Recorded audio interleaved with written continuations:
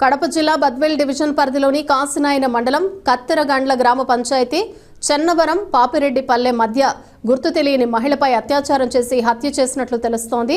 హత్య కాబడిన మహిళ శరీరంపై ఎటువంటి వస్త్రాలు లేకపోవడంతో అత్యాచారం చేసి హత్య చేశారా అనే కోణంలో దర్యాప్తు చేస్తున్న పోలీసులు హత్య కాబడిన మహిళ ఎవరు అనే ఆనవాళ్లు లేకుండా తలపై రాళ్లతో నుజ్జునుజ్జుగా రాళ్లతో కొట్టారు.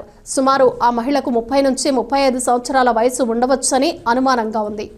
కడప జిల్లా కాసినాయన మండలము ఈ చెన్నవరం నుంచి పాపిరెడ్డిపల్లెకు పోయే దారిలోన ఒక బంజర్ భూమిలో ఈరోజు ఉదయము ఒక మహిళ శవము చంపబడి ఉన్నట్లుగా సమాచారంలో వచ్చినప్పుడు మన పోలీసు వారు ఇక్కడ వచ్చినటువంటి నేరస్థలానికి వచ్చి విజిట్ చేయడం జరిగింది.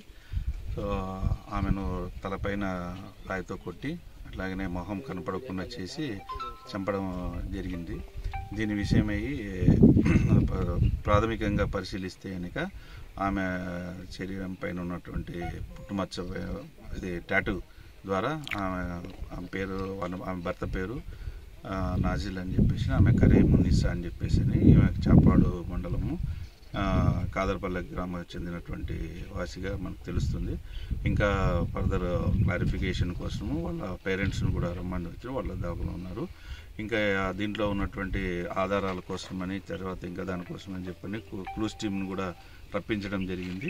సో నేరస్తులు ఎవరు అన్నటువంటిది, దీన్ని ఎవరు చేసినారు అన్నటువంటి దాని గురించి కూడా మా సిఐ గారి ఆధ్వర్యంలో సిఐ గారు విచారణ చేస్తారు, దర్యాప్తు చేస్తారు. సో ఫర్దర్ ఏమన్నా ఉంటే కనుక మీకు